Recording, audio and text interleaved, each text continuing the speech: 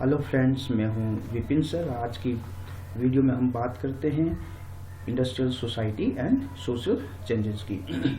इससे पहले की वीडियो में हमने बात की थी कि किस तरह यूरोप में जो विभिन्न विचारधाराएं थी, लिबरल्स, कंजर्वेटिव और रेडिकल्स, इन्होंने किस तरह से समाज को रिकंस्ट्रक्ट करने का काम किया और या कहें कि किस तरह समाज को पुनर्गठित करने का काम किया।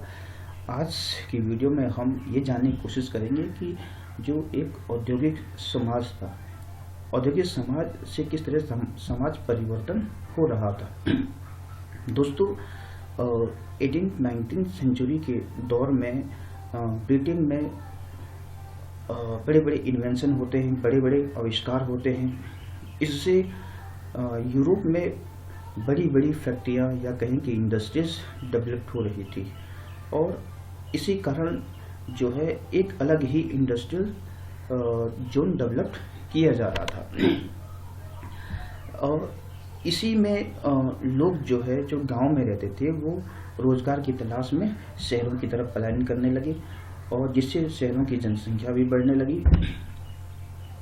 तो इससे एक नया समाज हमें देखने को मिलता है। हालांकि ये जो औद्योगिक समाज था, इसमें मजदूर से लेकर जो बच्चे हैं, महिलाएं, वो भी इनमें उन कारखानों में काम करने लगी थी। मगर इसमें इसका एक नेगेटिव एस्पेक्ट था कि एक जो इस औद्योगिक समाज में था या बड़ी बड़ी फैक्ट्रियों में जो लेबर क्लास थी, उनसे काम के घंटे अधिक लिए जाते थे और उस रेशियो से उनको सैलरी नहीं दी जाती थी या वेतन कम था। दूसरी तरफ कभी कभी जब प्रोडक्शन कम होता था तो इन मजदूरों को फैक्ट्रियों से हटा दिया जाता था, जिस कारण यूरोप में बेरोजगारी की दर बढ़ती जा रही थी। हालांकि ये जो व्यवस्था थी, इससे लिबरल्स और रेडिकल्स ने बहुत सारा पैसा कमाया था। ऐसे लिबरल्स, रेडिकल्स जिनके पास पहले से ही बहुत ज़्यादा प्रॉपर्टी थी, संपत्ति थी, जिन्होंने व्यापार और बिजनेस से जो है अथाह पैसा कमा लिया था, तो ये चाहते थे कि ये व्यवस्था बनी रहे।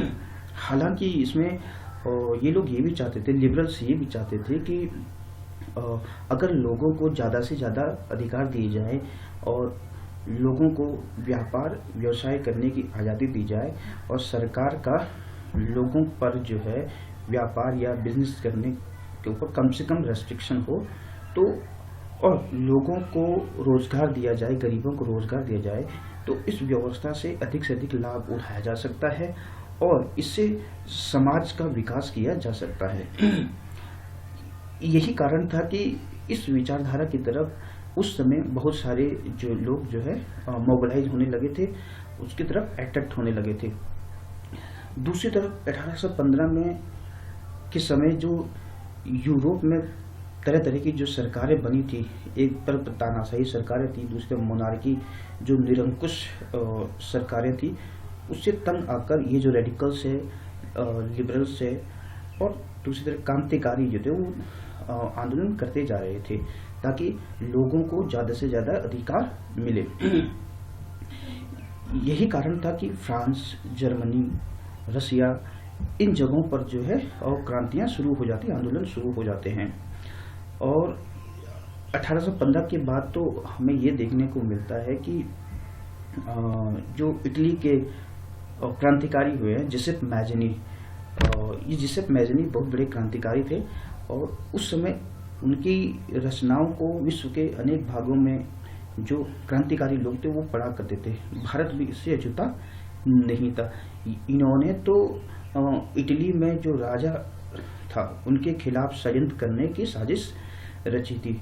तो दोस्तों, ये तमाम तरह के परिवर्तन हमें जो है 18वीं और 19वीं शताब्दी में देखने को मिलते हैं। और मगर इस समय एक और परिवर्तन हमें देखने को मिलता है, सोशलिज्म का आना। तो नेक्स्ट वीडियो में हम सोशलिज्म पर बात करेंगे। तब तक के लिए बाय बाय।